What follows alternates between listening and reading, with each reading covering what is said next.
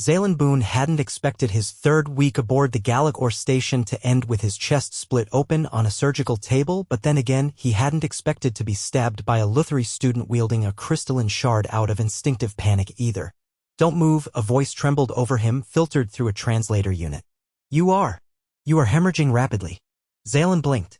The overhead light flooded into his eyes, and the sterile blue ceiling of the medical bay blurred as he tried to focus. Pain throbbed just under his ribs, white-hot and unrelenting. He gasped and gritted his teeth. "I'm not gonna move," he rasped. "Just keep pressure." The alien standing over him was a student named Virex, a tall, narrow-framed being with translucent skin and swirling bioluminescent veins. Virex's hands were slick with human blood, trembling from shock more than fatigue, pressing a thick sealant pad against Xalen's wound. "I did not know," Virex muttered. "I did not know humans were so breakable." Two more medics rushed and one human, one Vrenish pushing Virex aside with practiced urgency. The human, a woman named Elira Wren, leaned over Xalen, her gloved hands already working at the sealant. "Xalen, stay with me. We've got you," she said, voice tight. Xalen's vision dimmed, but he caught the shimmer of cold panic in Virex's eyes before everything went black. That was day 20 of the Interstellar Academic Exchange Program, a joint initiative between Earth and over a dozen alien civilizations. Xalen, a former field paramedic and now a graduate student in xenobiology, had volunteered to teach basic trauma care. He hadn't expected one of the alien students to freak out during a simulated emergency and actually stab him. The surgery had taken 5 hours. The blade had punctured his liver and glanced his diaphragm. He lost nearly 2 liters of blood. Recovery was slow.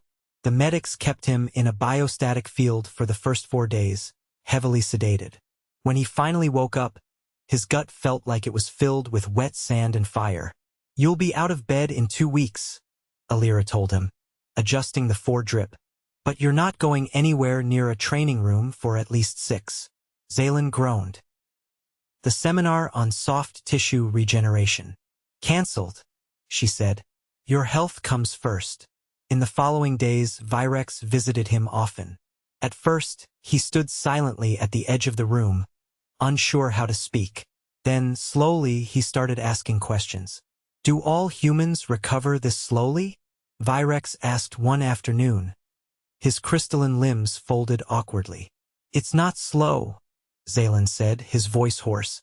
"The liver regenerates, but it takes time. Weeks, months, depending on the damage.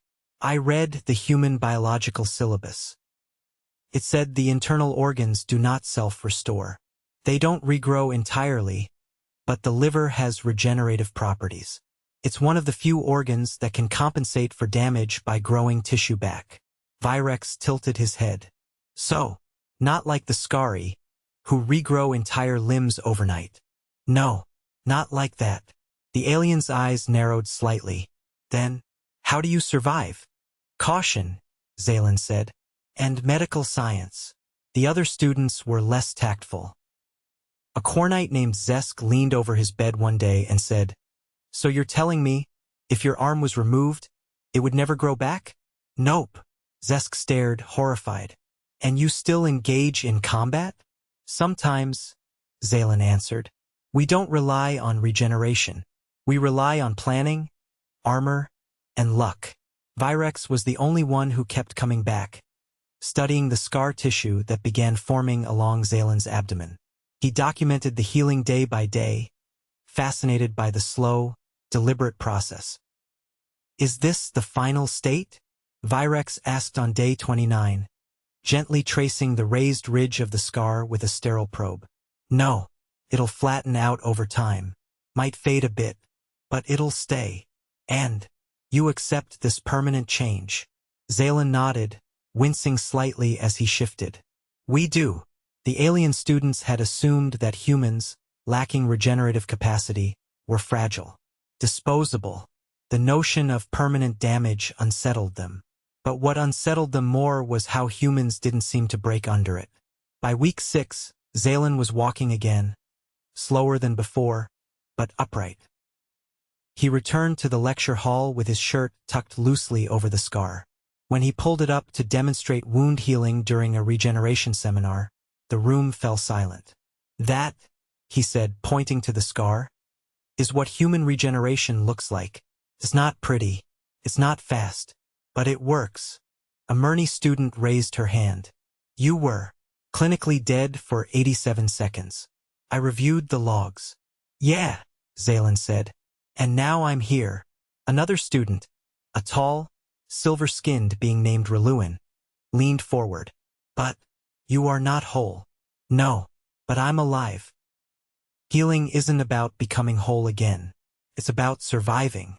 That answer rippled through the room in silence, more effective than any diagram or lecture. 2 weeks later, Xalen joined the advanced trauma simulations again. This time, the alien students hesitated before engaging the human instructors. During a mock explosion drill, Xalen was assigned as a casualty, lying under rubble props with a fake compound fracture and artificial blood. When the students uncovered him, they froze. Virex was the first to speak. This simulation, it is familiar. It resembles your initial trauma. Yeah, Xalen said, smiling thinly. That's the point. You should not be here. I need to be. Virex hesitated. You chose to relive this, to teach, because if someone else goes through it, you'll know what to do. The others watched as Xalen corrected their splinting technique, despite his leg being bound in the simulation. His steady breathing, calm demeanor, and directness unnerved them more than the injury. That afternoon, Reluin approached him privately. You scarred, but you did not cease. That's right. Reluin looked away. The Terravan species considers permanent damage as disqualification from societal participation. That's not how we do it. Then, your people are not fragile. You are persistent. Xalen nodded. We're not built to regrow. We're built to endure. By the end of the semester, the students no longer flinched when Xalen moved or mentioned his recovery. They watched, quietly respectful, as he jogged once more through the habitat ring track, shirt off, the scar a pale streak across his abdomen. It stood as a reminder not of weakness, but of recovery. The final week brought a surprise lecture from Virex. He had studied human healing extensively since the incident. His closing statement was simple. I believed humans could not heal. I was wrong. You do not regenerate in the way we understand. But your scars, they are proof of survival. And perhaps something more. As the class ended, Xalen stood in the back, arms folded, watching them file out. He didn't need to say anything. The scar had already spoken for him. By the 42nd day, the station's oxygen filtration system hiccuped. Not a full failure, just enough to raise the carbon dioxide levels in the eastern wing of the academic quadrant. Most species noticed mild dizziness. The humans, on the other hand, had 3 of their interns vomiting behind a hydroponic wall by midday. Xalen was back in the field. His gait had a slight tilt now, favoring the right side. Not from pain, he insisted, the nerves had rerouted fine, but from a soft muscle imbalance that physical therapy hadn't fully smoothed out yet. You're not cleared for full exertion, Elira said as she caught up to him outside the filtration unit access door. I'm not exerting. I'm observing, Xalen replied, tapping the portable scanner slung over his shoulder. Besides, if the CO2 scrubbers are failing, we're going to need someone who's seen a human hypercapnic seizure before. You're expecting seizures? I'm expecting at least one panic event. And if the Vrenish techs keep arguing about duct curvature, I might have one myself. Inside, 2 maintenance workers were locked in a heated debate over airflow vectors, while a third, a short, coral-skinned Sari, was halfway inside a duct with a torch and a wrench, muttering about human respiratory thresholds. Xalen ducked to avoid a swinging vent panel. If we reroute oxygen priority to the lower ring, we'll stabilize the readings in under 6 hours. Human dorms are high demand. We metabolize faster than most species here. You metabolize chaotically, the Sari called from inside the duct. There's a difference. I'll take that as a compliment. It was nearly evening before the levels normalized. Half the humans had headaches. One had passed out in a lift during a fire drill, which had been spectacularly ill-timed. The next day, Virex found Xalen eating freeze-dried egg substitute on the observation deck, legs stretched across a maintenance crate. You were present in the filtration wing during the incident, Virex said, perching beside him with a data tablet. Yeah. Someone had to make sure no one aspirated their own stupidity. You endangered your recovery. Not really. I didn't run. I didn't lift anything. I just told people what not to do. That is decision-making under duress. That's called being awake. Virex stared at the egg substitute. That food contains no organic proteins. It's synthetic. Easier to store. Less risk of cross-species contamination. Your species continues to place itself in environments that contradict its survival parameters. Isn't that what exploration is? No. Exploration is controlled, calculated. Human exposure appears to rely on boundary violation. Call it what it is, Xalen said, standing. We poke things we don't understand and hope we're fast enough to adapt before they kill us. That afternoon, a student from the Vexery group attempted to recalibrate the holographic anatomy table without authorization. The resulting feedback surge fried 3 data cores and sent a voltage spike through the floor wiring. Xalen arrived in the lab 5 minutes later, drawn by the sudden drop in corridor lighting and the faint smell of ozone. One of the human students, a first-year named Malik, had caught the edge of the surge and was convulsing when Xalen dropped beside him. Clear the area, Xalen barked. Get me a field defib and a saline line. Reluin stepped forward. His pulse is erratic. No kidding. That's why we're stabilizing. Should we move him? No. His muscles are still firing. We move him now, we risk tearing something. Elira appeared with the defibrillator, skidding to her knees. Charge at 50? Make it 70. He's compact. Ready. Xalen pressed the pads to Malik's chest. The boy jerked once, then sagged. His breathing was ragged but steady. Get him to the med station, Xalen said. Monitor for arrhythmia. Virex stood just inside the doorway, unmoving. Something wrong? Xalen asked, wiping his hands on a sterile cloth. You responded before the alarms. I was already on my way. Smelled burned plastic. You identified a medical emergency before the sensors. Some things don't wait for diagnostics. Later that evening, Virex requested a private session in the auxiliary lab.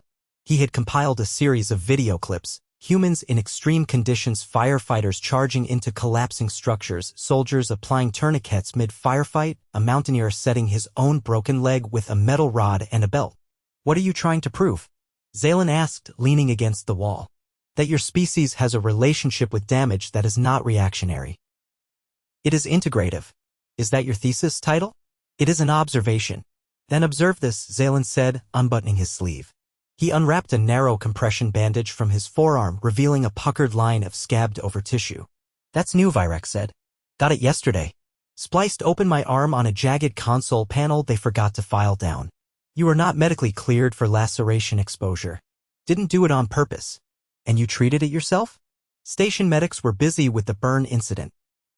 I rinsed it, sealed it, and wrapped it. You performed solitary field care. Again. You know, you're starting to sound like my old deployment officer. Virex leaned forward. Are there limits? Of what? What your species is willing to endure.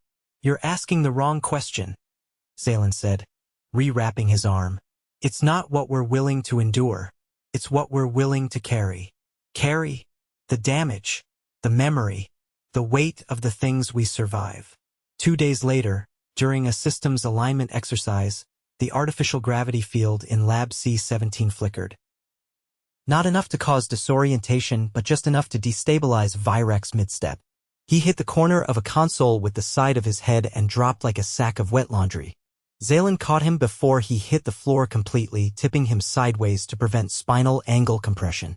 Conscious? He asked, checking pupil dilation. Yes, Virex muttered. But compromised. You're concussed. Don't move. I can walk. Sure, and I can juggle stunners. Doesn't mean I should.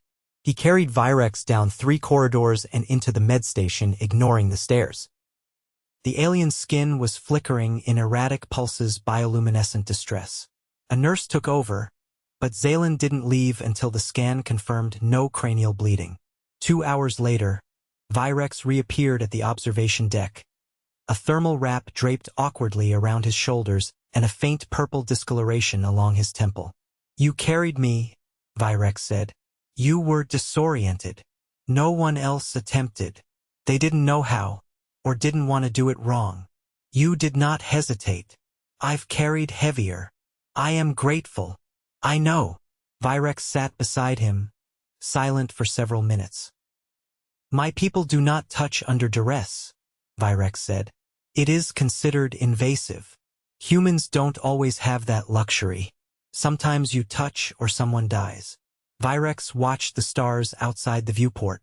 I think, he said slowly, you do not adapt to pain.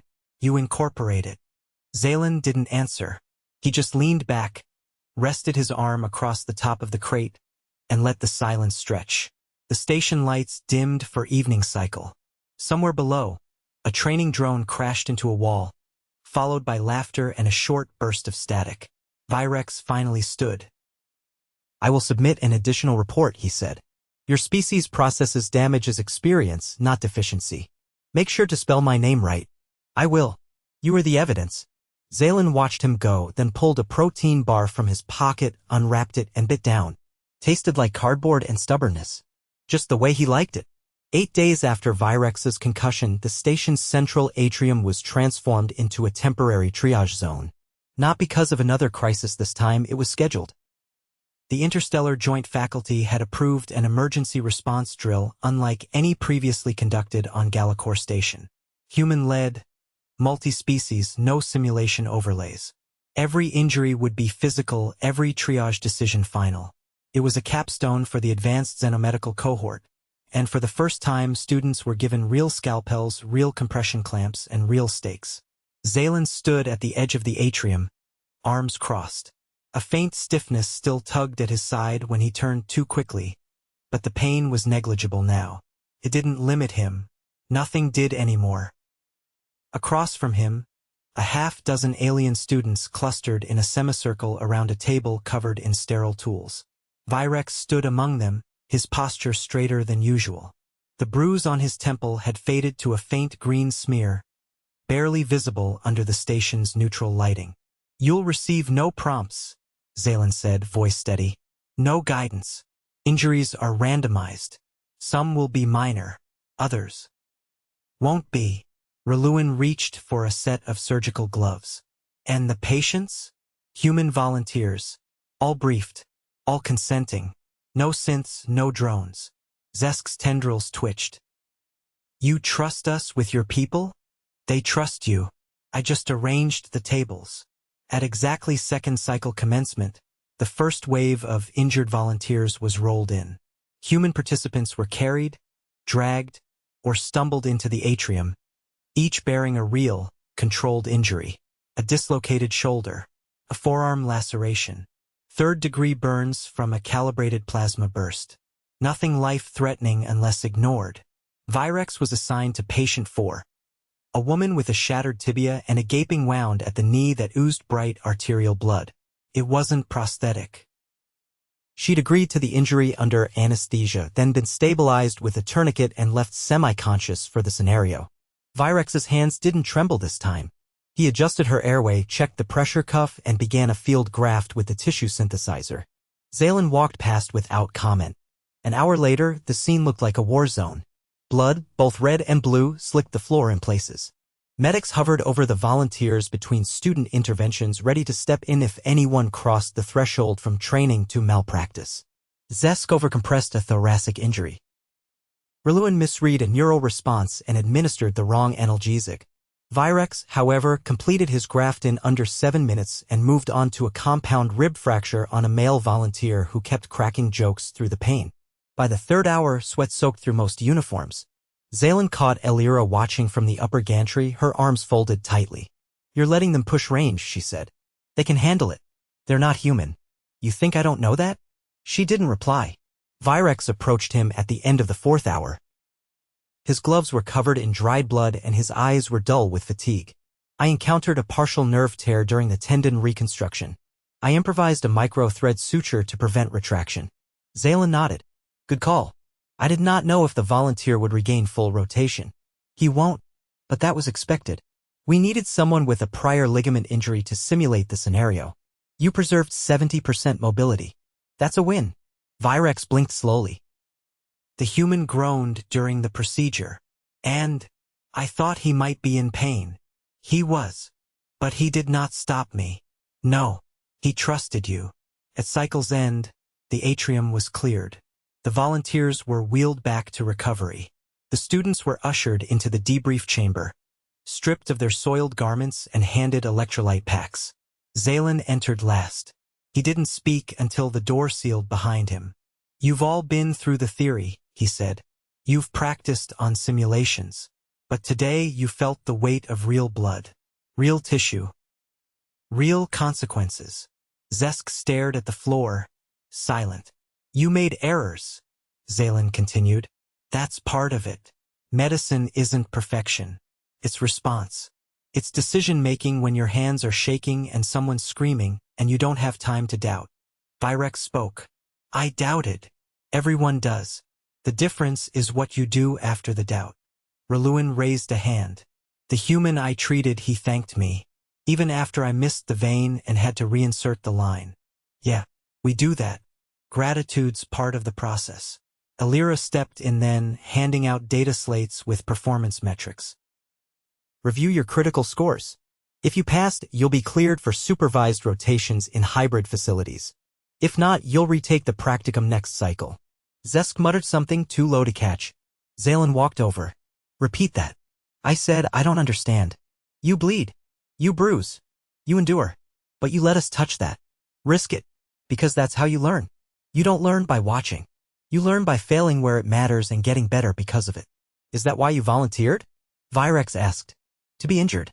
To demonstrate." Xalen's expression shifted. "I didn't volunteer to get stabbed. That was an accident. But I stayed after it happened. Because it showed something I couldn't teach with words." Virex tilted his head. "Your scar. It altered our perception." "Good. Then it was worth it."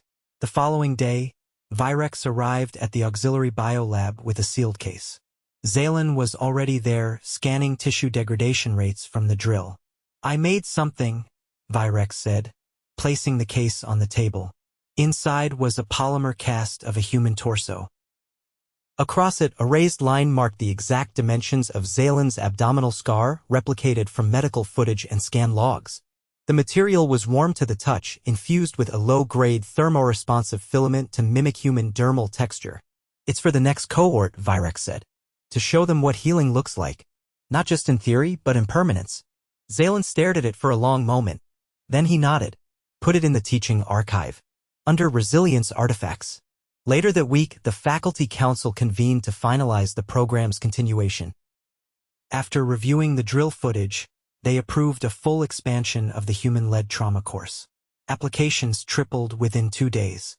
Xalen sat in the observation alcove, watching the stars shift across the viewport. Virex joined him without a word. "They're going to make it mandatory," Virex said after a while. "Good. You know, there was a time when we assumed human biology limited your utility.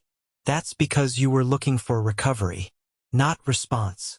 Virex tapped his fingers against the armrest. "We still don't understand how you survive without regrowth. You don't have to. Just understand that we do." They sat in silence. No alarms. No blood. No drills. Just the quiet hum of life support and the distant flicker of unfamiliar constellations. After a while, Xalen stood. "I've got a shift in the lab. You coming?" Virex nodded. "I want to measure scar tissue elasticity under thermal stress. Then bring gloves. Last time, you melted the probe." They walked away together, steps in sync, no hesitation in either stride. Behind them on the archive wall, the replica scar sat under a soft light, silent, permanent, and utterly human.